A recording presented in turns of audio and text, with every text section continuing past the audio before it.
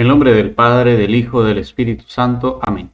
Ven, Espíritu Santo, llena los corazones de tus fieles, enciende en ellos el fuego de tu amor. Envía, Señor, tu Espíritu creador y se renovará la faz de la tierra. Oh Dios, que has iluminado los corazones de tus hijos con la luz del Espíritu Santo, dándoseles a tus inspiraciones para gustar siempre del bien y gozar de tu consuelo. Por Jesucristo nuestro Señor. Amén. Lección número 26. El sacramento del orden sacerdotal en su tercera parte.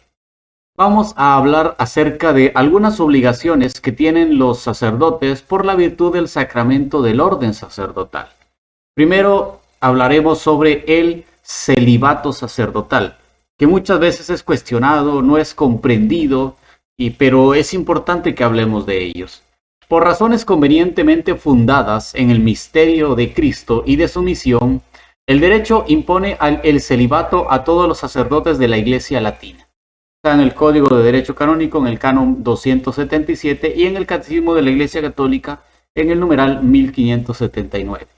Digamos desde un primer momento que se trata de una disciplina eclesiástica, sujeta a cambio, que de hecho cambió y puede teóricamente seguir cambiando. No se trata de un dogma de fe. El sacerdote era muy valorado por Cristo y los apóstoles como la máxima expresión de desprendimiento de quien quiere dedicarse de lleno al servicio al Señor. Un episodio interesante donde salió a coalición el tema del celibato, curiosamente ocurrió cuando Jesús hablaba del matrimonio, en el Evangelio según San Mateo, en el capítulo 19, en el verso del 10 al 13. Los discípulos le dijeron: si esa es la condición del hombre que tiene mujer, es mejor no casarse. Jesús le contestó: no todos pueden captar lo que acaban de decir, sino aquellos que han recibido este don. Hay hombres que han nacido eunucos, otros fueron mutilados por los hombres. Hay otros todavía que se hicieron tales por el reino de los cielos. Entienda el que pueda.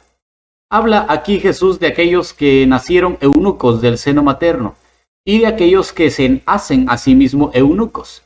Diferencia así aquel que por condición propia de nacimiento está incapacitado para el matrimonio y aquel que no estándolo opta por amor al reino de los cielos a hacerse eunuco o célibe.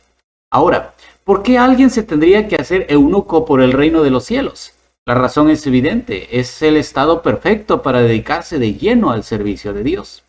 San Pablo también da la misma recomendación, optar por el celibato para servir a Dios sin división, en 1 Corintios capítulo 7 del 1 al 2. En cuanto a lo que me habéis escrito, bien le está al hombre abstenerse de mujer. No obstante, por razón de la impureza, tenga cada hombre su mujer y cada mujer su marido. Palabra de Dios. También en la primera carta a los Corintios, en el capítulo 7, del 8 al 9, dice el apóstol San Pablo: no obstante, digo a los célibes y a las viudas, bien les está quedarse como yo. Pero si no pueden contenerse, que se casen. Mejor es casarse que abrazarse. Palabra de Dios. Es lógico que, tomando en cuenta estos consejos, la Iglesia Católica haya optado por el sacerdocio del rito latino, el celibato, como una disciplina. Gracias a esto, el sacerdote puede estar libre y dedicado a la obra de Dios y no dividirse en atender las cosas de su esposa y de sus hijos. En 1995, dos documentos del Concilio Vaticano II trataron el tema del celibato sacerdotal. El documento Presbyterium Ordinis, decreto sobre el ministerio y la vida de los presbíteros, y el Optatam Totius, decreto sobre la formación sacerdotal. En 1967, en su encíclica Sacerdotalis Celibatus, Pablo VI vuelve a hablar del mismo tema, junto a un breve esquema de la historia de la institución del celibato y a otras consideraciones del interés. Expone una a una las posibles razones en pro y en contra, basándose íntegramente su magisterio en la doctrina ya recogida en el Concilio Vaticano II. En 1971, en el segundo sínodo de los obispos, se preparó un nuevo documento en el mismo sentido, aprobado y promulgado luego por Pablo VI, el sacerdocio ministerial del 30 de noviembre de 1971. Esta insistencia es un signo claro, tanto de los ataques a que se ve sometida esta institución, como de la decidida voluntad de la Iglesia de mantener la praxis antiquísima, pues, aunque el celibato por el reino de los cielos no viene exigido por la naturaleza misma del sacerdocio, le es muy conveniente. Siguiendo el esquema de las encíclicas, podemos señalar algunas razones que manifiestan esta especial conveniencia del celibato para los sacerdotes. Razones cristológicas. Con el celibato, los sacerdotes se entregan de modo más excelente a Cristo, uniéndose el corazón con el Señor de manera indivisiva, o sea, no se dividen, sino que se unen más íntimamente. El contenido y la grandeza de su vocación lleva al sacerdote a abrazar en su vida esa perfecta continencia de la que es prototipo y ejemplo la virginidad de Cristo sacerdote. Si se considera que Cristo no quiso para sí otro vínculo nupcial que el que contrajo con todos los hombres en la Iglesia, se ve en qué medida el celibato sacerdotal significa y facilita esa participación del ministerio de Cristo en el amor universal de su Maestro. Pero también hay unas razones eclesiológicas y es importante que las conozcamos. Con el celibato, los sacerdotes se dedican más libremente en Cristo y por Cristo al servicio de los hombres. La persona y la vida del sacerdote en posesión de la Iglesia que hace las veces de Cristo su esposo. El celibato dispone al sacerdote para recibir y ejercer con amplitud la paternidad de Cristo. El celibato es, en verdad, un don de Dios, dado por él gratuitamente y libremente por el hombre. La autoridad eclesiástica no puede imponerlo a nadie, pero sí puede establecerlo como condición para acceder al sacerdocio. El celibato también se prescribe para los diáconos que llegarán al sacerdocio y los diáconos casados una vez muerta su mujer. Son inhábiles para contraer un nuevo matrimonio. Esto nos lo dirá Pablo VI. También debe de tener una santidad de vida. En el Código de Derecho Canónico, al hablarse de los derechos y deberes de los sacerdotes, se hace especial énfasis en el deber que tienen de buscar la santidad, de modo especial por haberse convertido en administradores de los misterios del Señor al servicio de su pueblo. Esto está en el Código de Derecho Canónico en el Canon 276. El mismo código se ocupa en señalar detalles concretos que son indispensables para alcanzar esa santidad de vida que se pide al sacerdote. ¿Cuáles son esos detalles concretos? Alimentar la vida espiritual con la lectura de la Sagrada Escritura, hacer de la celebración de la misa el centro de toda su vida. La Iglesia invita encarecidamente al sacerdote a celebrar cada día el sacrificio de la misa, rezar cotidianamente la liturgia de las horas, hacer todos los días un rato de oración mental, acudir con frecuencia al sacramento de la penitencia, siendo recomendable que cada sacerdote tenga un director espiritual, asistir a los retiros espirituales prescritos por la autoridad legítima, tener peculiar veneración a la Madre de Dios, fomentando el rezo del Santo Rosario, entre otros. Es necesario, nos dice el Concilio Vaticano II, que el sacerdote luche por ser santo, que desea cumplir adecuadamente sus deberes ministeriales. Yo pido a Dios nuestro Señor que nos dé a todos los sacerdotes la gracia de realizar santamente las cosas santas, de reflejar también en nuestra vida las maravillas de las grandezas del Señor. Decía Monseñor José María, escriba de Balaguer, en su homilía Sacerdote para la Eternidad. Los sacerdotes deben de ser santos, deben de reflejar la santidad, deben de invitar a otros a la santidad, deben de llevar a otros a la santidad, y solamente los podrán invitar, llevar y acompañar a la santidad si ellos son santos y demuestran en su vida que son santos delante de Dios. Luego, obediencia al ordinario. Los clérigos tienen especial obligación de mostrar respeto y obediencia al sumo pontífice y a su ordinario propio. Esto lo dice el Código de Derecho Canónico en el Canon 273. Este deber de obediencia y de disponibilidad para asumir responsablemente las tareas encomendadas por el propio ordinario tiene su fundamento inmediato en la incardinación a una diócesis, prelatura, instituto de vida consagrada, o en la sociedad que goce de esta facultad y su fundamento mediático en la condición de clérigo. En este sentido, establece el Código de Derecho Canónico que, a no ser que haya un legítimo impedimento, los clérigos deben aceptar y desempeñar fielmente la tarea que les encomiende su ordinario propio. Canon 274, numeral 2 del Código de Derecho Canónico. Cuarto lugar, uso del traje eclesiástico. Los clérigos han de vestirse con un traje eclesiástico de acuerdo con las normas de la Conferencia Episcopal. Canon 284.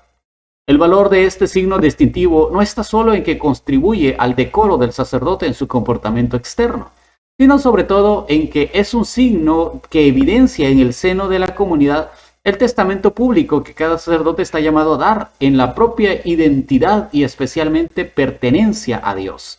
El sacerdote como tal, entonces, debe de vestirse como sacerdote. Si no quiere usar la sotana, porque ya es muy raro ver un sacerdote con sotana, pues entonces que se ponga su camisa sacerdotal y su clérima, el cuellito blanco que se utiliza acá.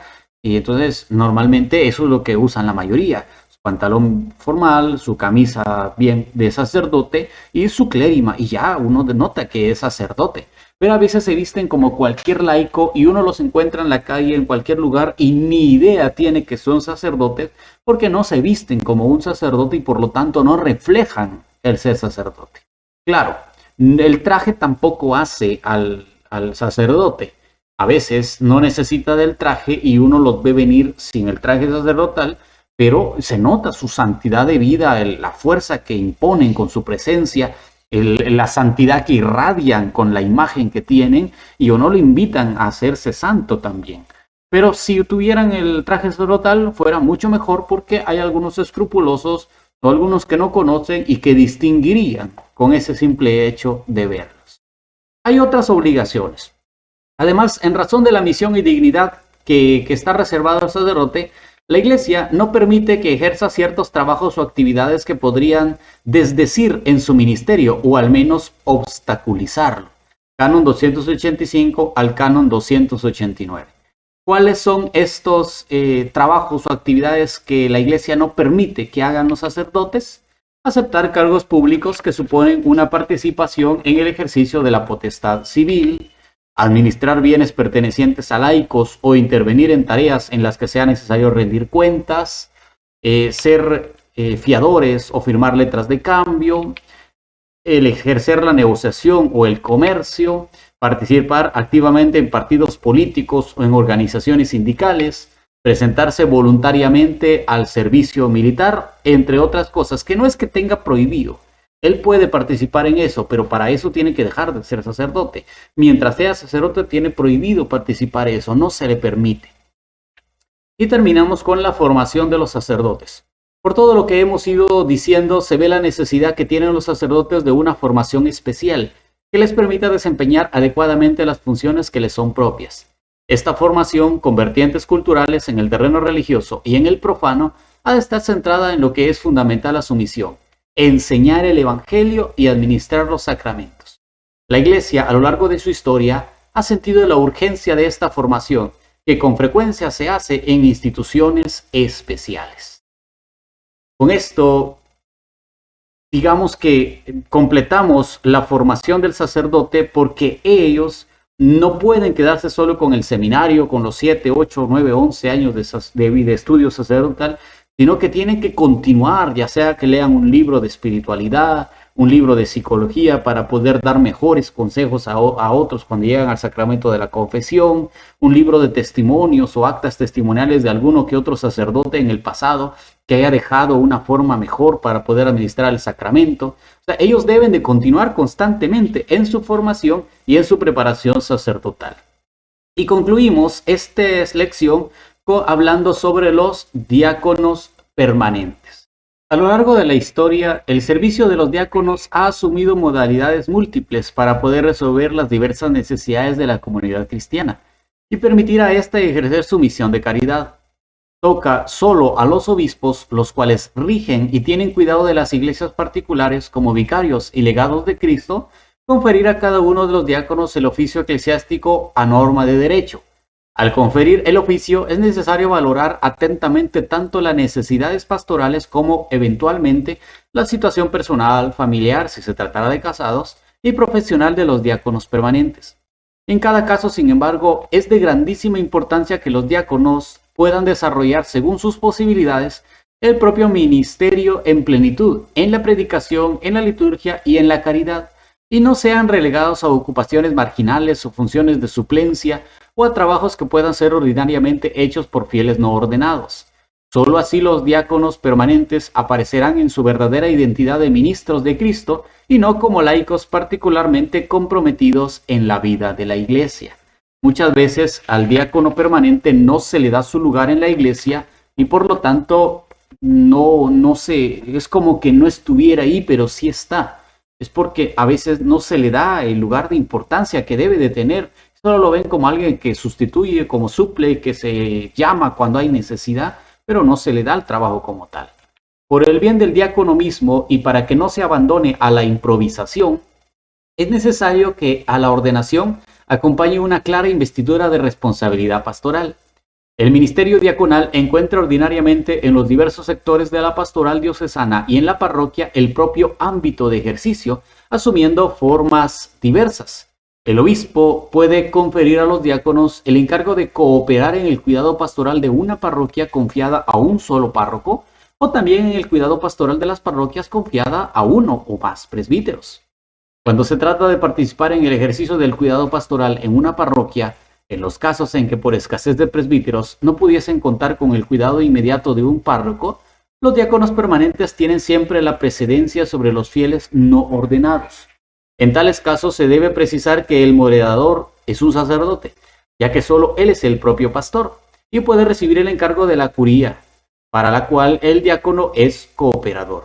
Del mismo modo, los diáconos pueden ser destinados para dirigir, en nombre del párroco o del obispo, las comunidades cristianas dispersas. Es una función misionera a desempeñar en los territorios, en los ambientes, en los estados sociales, en los grupos donde falle o no sea fácil localizar al presbítero, especialmente en los lugares donde ningún sacerdote esté disponible para celebrar la Eucaristía. El diácono reúne y dirige la comunidad en una celebración de la palabra con la distribución de las sagradas especies, debidamente conservadas. Es una función de suplencia que el diácono desempeña por mandato especial cuando se trata de remediar la escasez de sacerdotes. En tales celebraciones nunca debe faltar la oración por el incremento de las vocaciones sacerdotales, debidamente explicadas como indispensables. En presencia de un diácono, la participación en el ejercicio del cuidado pastoral no puede ser confiada a un fiel laico, ni a una comunidad de personas. Dígase lo mismo de la presidencia de la celebración dominical.